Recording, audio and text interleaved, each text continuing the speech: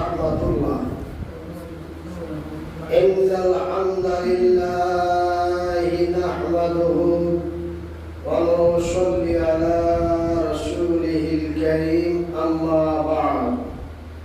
A'udzu billahi minasy syaithanir rajim. Bismillahirrahmanirrahim. Ya ayyuhalladzina amanu kutiba alaikumus syiyam kama kutiba alal ladzina min qablikum la'allakum tattaqun. Al-Quran. মাহে রমজান যাচ্ছে বছর শেষে, মুমিন মুসলমানের ঘরে থেকে। মাহে রমজান যাচ্ছে বছর শেষে, মুমিন মুসলমানের ঘরে থেকে। রহমতেরই পানি নিয়ে, মাগফিরাতের পায়গাম নিয়ে যাচ্ছে সবার মাঝে থেকে। মাহে রমজান যাচ্ছে বছর শেষে, মুমিন মুসলমানের ঘরে থেকে। পাপী তাপী আইরে ছুটে, খোদার রহম কোরআনে লুটে।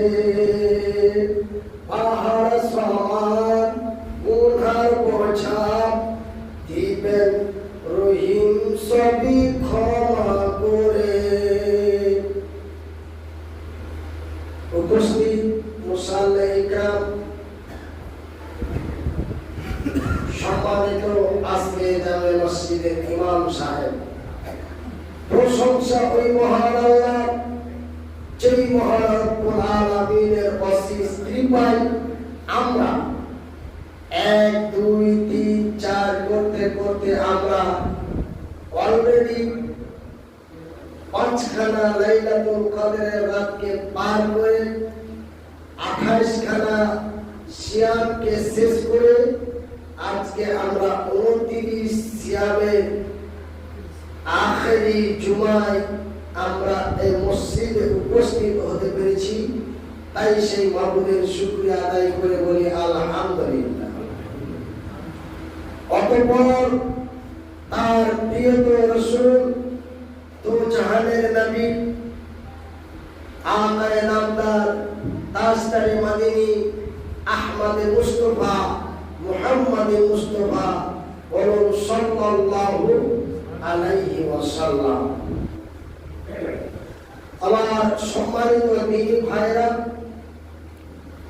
বয়োজ্যেষ্ঠ বাবারা, আজকে পবিত্র জুমার দিন, কিন্তু এই জুমাটাকে বলা হয়েছে জুমাতুল বিদআ, মানে এই বছরে বা এই মাসে শেষ জুমা।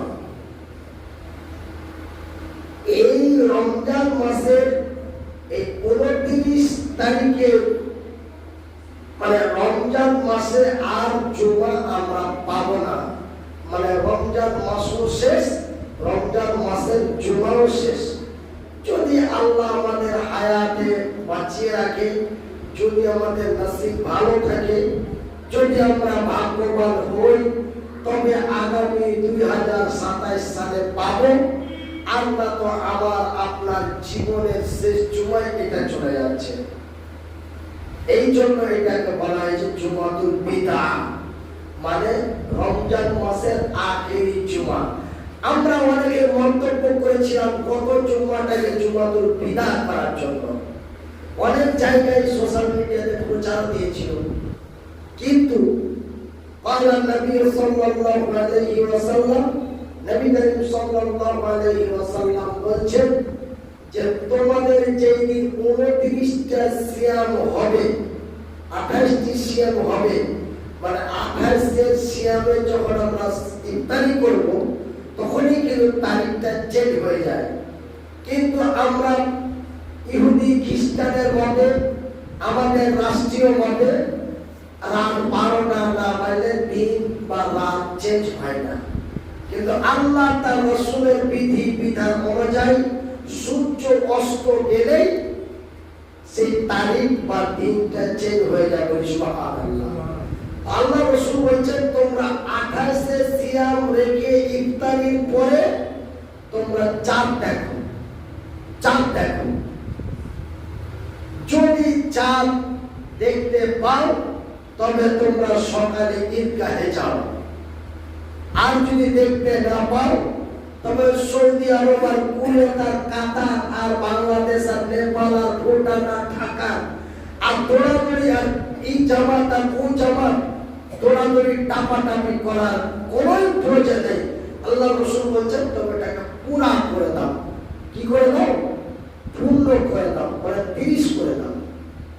আমার ভাইরা, তবে আমরা গতকালকে মাগরিবের পরে কোথাও চাঁদ দেখতে পাওয়া যায়নি, এটাই চূড়ান্ত সিদ্ধান্ত। তার জন্য আমরা আজকের জুমাটা পেয়ে গেছি, বলি আলহামদুলিল্লাহ। আমার ভাইরা, এই জুমা, এই আজকের দিনে, এই জুমাতে, আজকের তারিখে, এই জুমাতে আল্লাহ রাসূল খুতবা দিচ্ছেন। তা আমাকে তো উঠিয়ে দিল, আমি উঠতে পারলাম না, আগে পারতাম, কিন্তু আল্লাহ রাব্বুল আলামিন আমাকে বিশাল একটি অসুখ দিয়ে আমার একটা সাইড নষ্ট করে দিয়েছে। এই জন্য আমি মেহরাবে উঠতে পারলাম না, আমাকে উঠিয়ে দিতে হলো। যাই হোক, এই জুমাতুল বিদা, রমজান মাসের শেষ জুমায় আল্লাহ রাসূল খুতবায় উঠছেন, মেম্বারে মেহরাবে উঠছেন। প্রথম ধাপে পা দিলেন, বলে আমিন। দ্বিতীয় ধাপে পা দিলেন, বলে আমিন। তৃতীয় ধাপে পা দিলেন, বলে আমিন। আল্লাহ রাসূল খুতবায় উঠলেন, দ্বীনের আলোচনা করলেন। নামাজ আদায় করার পরে জুমার শেষ করে যখন উনি বাড়ির দিকে রওনা হচ্ছেন, আমার মতো আপনাদের ইমাম সাহেবের মতো একজন নওজোয়ান তরুণ যুবক আল্লাহ রাসূলকে জিজ্ঞাসা করলেন, ইয়া রাসূলুল্লাহ, ও আল্লাহর নবী, আমার বয়সটি প্রায় 35 থেকে 40 হয়ে গেল। বহুদিন থেকে আপনার ইমামতিতে আমি নামাজ আদায় করি, আপনার খুতবা শুনি, আপনার কথাগুলি আমি শুনি, কিন্তু নবী গো, আমার বয়সে, আমার লাইফে আপনাকে খুতবায় উঠার সময় আমিন বলতে শুনি নাই। আপনি খুতবায় উঠার সময়তে মেম্বারের পা দিয়ে আপনি বললেন আমিন। এটা তো আমি কোনদিন শুনিনি, আজকে আপনি আমিন বললেন, তার কারণটা কি? আল্লাহ রাসূলের কাছে জানতে চাইলেন তার কারণটা কি। তার কারণটা কি? আল্লাহ নবী বলেন, যুবকের, আমি যখন খুতবায় প্রস্তুতি নিয়ে উঠতেছিলাম, যখন আমি খুতবার দেওয়ার জন্য মেম্বারে পা দিলাম, মেহরাবে পা দিলাম, ওই পা দেওয়ার সময় জিবরাইল আমার কাছে এসেছিল। কে এসেছিল? হযরত জিবরিল। জিবরিল এসে আমাকে বললেন, ও আল্লাহর নবী, ও দয়ার নবী, বিশ্বের নবী, এই পবিত্র মাহে রমজান মাস পাওয়ার পরে, 1-2 করে 5টি লাইলাতুল কদরের রাত্রি পাওয়ার পরে, যারা নিজের জীবনের গুনাহ খাতা ক্ষমা করে নিতে পারল না, যারা নিজের জীবনের গুনাহ খাতা মাহবুবের দরবারে ক্ষমা করে নিতে পারল না, মাফ করে নিতে পারল না, ওরা যেন ধ্বংস হয়ে যায়, ওরা যেন বরবাদ হয়ে যায়। আমি রাসূল জিবরাইলের বরদোয়ায় আমি আল্লাহকে বললাম, কবুল করো। আমিন মানে কবুল করো। তখন আমি বলেছি আমিন। তারপরে আমি কবার আমিন বলেছি? 3 বার। নাম্বার 2, জিবরাইল আমাকে বললেন যে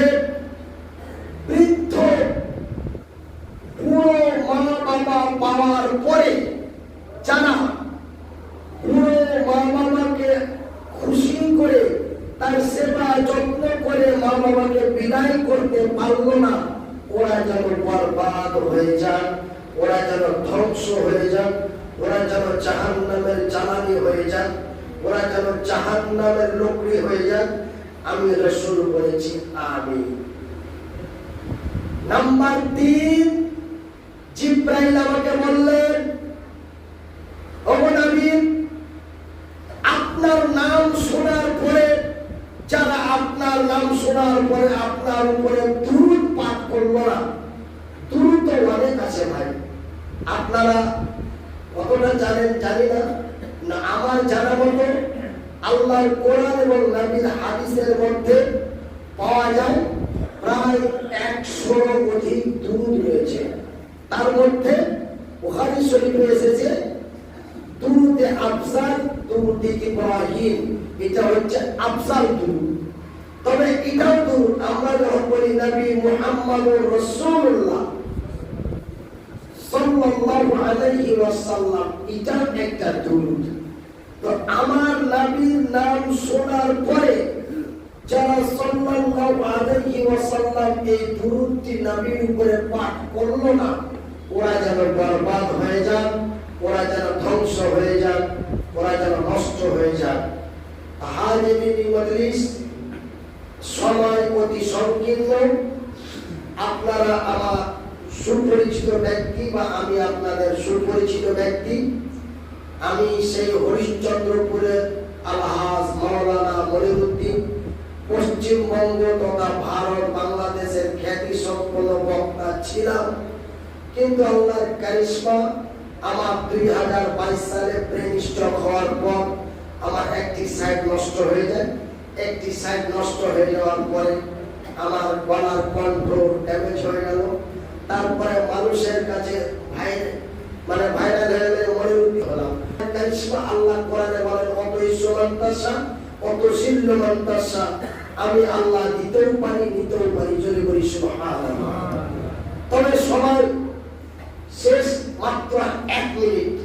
1 মিনিটে আপনাদের একটা কথা আমি বলে আজকের আলোচনা এখানে শেষ করব। আমার ভাইয়া, একজন নওজোয়ান তরুণ যুবক আল্লাহর নবীর কাছে এসে বলছেন, ইয়া রাসূলুল্লাহ, এই রমজান মাসে, এই সিয়ামের মাসে, এই বরকতের মাসে কোন ব্যক্তি যদি কোন অসহায়কে বা কোন মসজিদে বা কোন মাদ্রাসায় যদি 100 টাকা বা 1টা টাকা দান করে দেয়, তার কত নেকি? কত নেকি? আমরা প্রায় শুনে আসি যে অন্য মাসে দান করার চাইতে রমজান মাসে দান করলে তার ৭০ গুণ বেশি নেকি, এটা আমরা শুনে আসছি। কিন্তু আমি মনিরুদ্দিন 14 বছর লেখাপড়া করে 18 বছর বক্তব্য জগতে ঘুরে আমি রিসার্চ করে দেখলাম, আল্লাহর রাসূলকে জিজ্ঞাসা করে রমজান মাসে দান করলে তার কত নেকি? আল্লাহর নবী নির্ধারিত করে বললেন না। আল্লাহর রাসূল বললেন, এত নেকি, এত নেকি, এত নেকি, এত নেকি, এত নেকি, এত নেকি, এত নেকি। আল্লাহ নিজেই বলেছেন, আস-সাওমুলি ওয়া আনা আজিজি বিহি, আস-সাওমুলি ওয়া আনা আজিজি বিহি, রোজা আমার জন্য আর এই রোজার মাসের বিনিময় আমি আল্লাহ আমার নিজের হাতেই দিব। আমি আল্লাহ কত দিব আমি জানি, পৃথিবীর আর কোন ব্যক্তি জানে না। জোরে বলুন সুবহানাল্লাহ, আরো জোরে বলুন সুবহানাল্লাহ। তবে এই মাসের এই নেকি, এই মাস আজকে আমাদের কাছ থেকে চলে যাচ্ছে। ভাইগো, আমরা জীবনের গুনাহ খাতা মাফ করে নিই। একটা আপনাদের সতর্ক বার্তা দিয়ে যাব, আল্লাহ আমাকে মারতে মারতে ছেড়ে দিয়েছে, আমি বেঁচে আছি আপনাদের দোয়ায়। বিশেষ করে দেখি আমরা ঈদ উপলক্ষে নাটক করি, ঈদ উপলক্ষে আমরা ডিজে বাজাই। আপনাদের আমি ঈদের পরে আমার বেশ কিছু প্রোগ্রাম থাকে, জালসা থাকে। আমি 34 নম্বর জাতীয় সড়ক হাই ন্যাশনাল দিয়ে যাই, দেখি প্রায় মুসলিম এলাকাগুলোতে ছোট ছোট স্টেজ বানিয়ে বক্স লাগিয়ে ডিজে বাজিয়ে গান বাজায় অনেক জায়গায় দেখতে পাই, তারা আমার আপনার মতো মুসলমান। আমি আপনাদের অনুরোধ করব যে ঈদ মানে খুশি। খুশি কার জন্য? আমার জন্য। কার জন্য খুশি?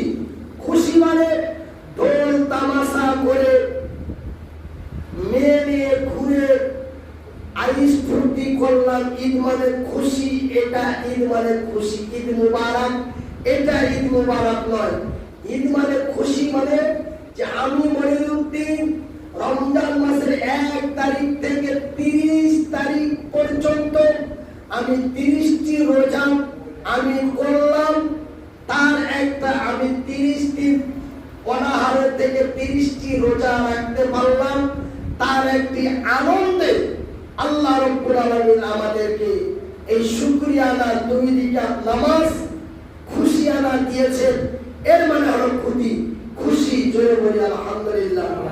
আমি রমজান মাসের তারাবি পড়লাম না, রমজান মাসে দান করলাম না, রমজান মাসে রোজা রাখলাম না, আর ঈদের দিন সবার আগে নতুন জামা পরে লাইনের প্রথম কাতারে আপনার পুরো সালাম, আপনার জন্য এই খুশি অন্যায়। খবরদার আপনি এই খুশি মানানোর চেষ্টা করবেন না। আমি মনিরুদ্দিন বলি নাই, আল্লাহ রাসূল বলেছে তুমি এক ওয়াক্ত রমজান মাসে রোজা রাখলে না, এক ওয়াক্ত নামাজ আপনি পড়লেন না, আপনি কোন লজ্জায় কোন শরমে আপনি ঈদগাহ যাওয়ার জন্য গোসল করে ঈদে বের হচ্ছেন? আপনাকে শরম লাগে না? কোন ব্যক্তি যদি দাওয়াত না দেয় তো বিনা দাওয়াতে আপনি যদি ওই ব্যক্তির বাড়িতে যদি খাবার খেতে যান, আপনাকে লজ্জা লাগে না? তো ঠিক এরকমই যারা রোজা রাখলো না, নামাজ পড়লো না, লাইলাতুল কদর জাগলো না, ও আবার সবচাইতে দামি জামা পরে ঈদগাহে যাবে, ওকে লজ্জা লাগে না? আপনাকে লজ্জা করা দরকার, আপনাকে শরম করা দরকার, আপনাকে হায়া করা দরকার। ওর ঈদ যে বেরোজাদারের ঈদগাহে যাওয়া আর বিনা দাওয়াতে জাফর খেতে যাওয়া, বিনা দাওয়াতে খাবার খেতে যাওয়া আর বিনা রোজা রেখে ঈদ পড়তে যাওয়া একই। তাই আমি আপনাদের ছোট ভাই হিসাবে অনুরোধ করব যে আমরা ঈদের খুশি উপলক্ষে এমনটা খুশি মানাইতে যাব না যে খুশি মানাতে যে আমাদের নেকির জায়গায় পাপ লেখা হয়। আল্লাহ রাব্বুল আলামিন আমাদের শোনার চাইতে বেশি বেশি আমল করার তৌফিক দান করেন। একবার জোরে বলি আমিন। আয় আল্লাহ তাআলা, আমরা মুসলমান, আমাদের উপরে আজকে সারা ভারতবর্ষের মুসলমানের উপরে অন্যায় অত্যাচার করার চেষ্টা করছে, আমাদেরকে ভারতীয় নাগরিক থেকে বাতিল করার চেষ্টা করছে। তাই আল্লাহ এই পবিত্র শেষ জুমার বিদায় জুমায় আমি মুসাফির অসহায় তোমার দরবারে দোয়া করি, আল্লাহ রাব্বুল আলামিন তুমি আমাদের মুশকিলকে আসান করো বলি আমিন। হে আল্লাহ তাআলা, আমাদের 30টি রোজাকে তুমি কবুল করো বলি আমিন। ওয়া আখিরু দাওয়ানা ওয়া আলহামদুলিল্লাহি রাব্বিল আলামিন। আসসালামু আলাইকুম ওয়া রাহমাতুল্লাহ।